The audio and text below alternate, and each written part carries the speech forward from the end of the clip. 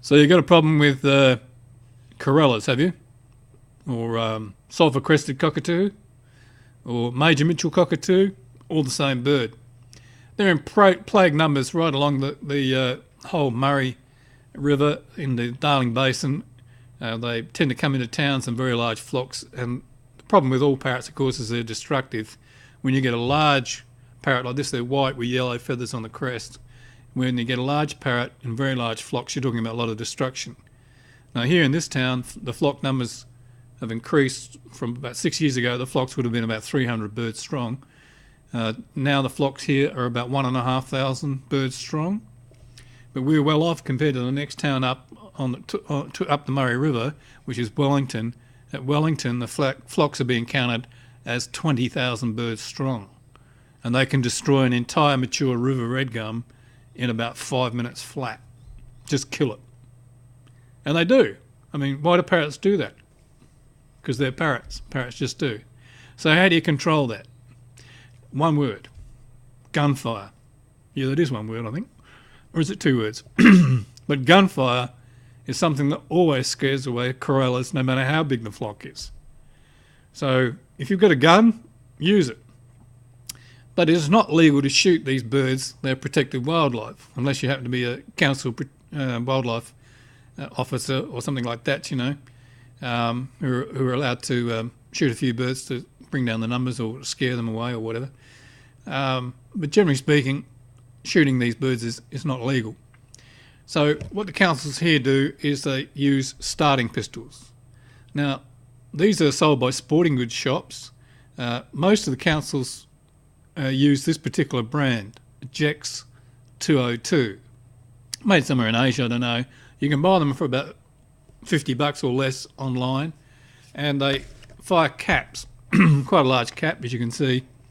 They come in boxes of 100 for about $12 a box, so not expensive. You possibly get trouble getting them delivered online because they're a dangerous good, but some people, for a surcharge, will mail them out under a licensing agreement of some kind.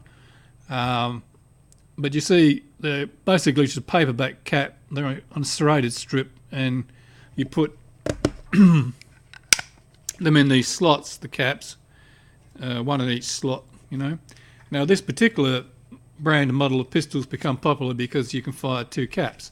Now, you can either fire one cap or one after the other, or if you pull the trigger a bit more rapidly, you can pretty well fire two caps simultaneously and get twice the volume.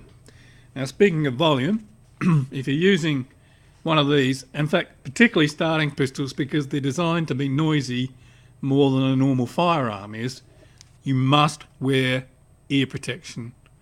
Now, normally I'm not such a stickler for this kind of safety stuff, you know, I think it's a personal decision, but I have let go with 2 rounds in one of these, and my ears were still ringing 3 hours later, and that was a big mistake.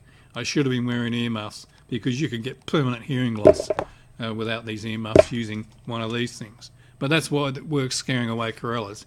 Makes a huge noise, and Corellas, for some reason, you can theorise, are scared of gunfire. So the sound of one of these, especially 2 shots, will move even a very large flock of Corellas. And the method we use here in this town is that we've got a little bit of coordination going. They start down by the football oval. There's some tall gum trees there that they molest. There's a guy down there. He's got one of these, and there's a couple other guys in between me. I'm right on the outside of town here. They start down there, and I can hear them firing, and I can hear the flocks moving because they're enormously noisy. I can hear them coming my way, and then they'll settle in the next group of trees. So a guy there will come out and shoot a few rounds off, and then they come up closer again, and then the next guy shoots a few rounds. They come up to me. I'm on the outside of town here. I go out into the trees here. They come right around my property. There's no mistaking when they're here. You can't hear yourself talk inside the house. And I go out and fire a couple of rounds right underneath the flock, but they only move up to the next group of trees, which is about 200, 300 metres away. So I keep the pistol with me, and I walk up underneath them and then move them on again, and then they move out of the town. Now, This works for around about 3 days, maybe a week sometimes, depending on the weather. They tend to hang around more in warm weather. We've been cautioned by the council, who've used this particular method of scaring these things a lot, not to overuse the pistol, because the birds can get used to it and they're not so scared of them pistol anymore. So I tend to use 2 shots less frequently, a really loud noise, and keep them moving along.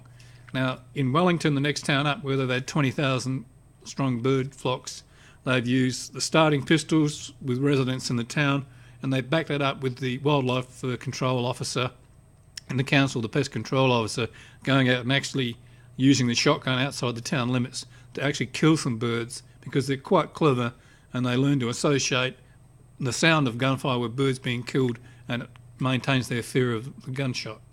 So that's how you control corellas. Now, I have tried a couple of other measures. I noticed that when wedge-tailed eagles or eastern or Australian brown falcons are hovering over them, they all go. They just disappear for a week. It scares the living daylights out of them. So I recorded the sound of eagles and Australian brown falcons who call to each other when they're on the wing. I recorded that sound and put it over a loudhailer I use in my SES vehicle at 150 decibels. It didn't make any difference to the birds. In fact, some of them flew towards it because they were curious what the sound was. They seemed to know it was recorded sound and wasn't real. And I've noticed that an eagle can be flying over them. If it's hovering over them, it's in a hunting mode. That scares the crap out of them and they disappear. But if the eagle's just roosting in a tree in the distance, they're not bothered at all. So it's only the actual bird over them. Now, whether like a model aircraft in that shape, like you can buy online, for a couple $100, or a remote control aeroplane, whether that will work or not, well, I haven't tried that.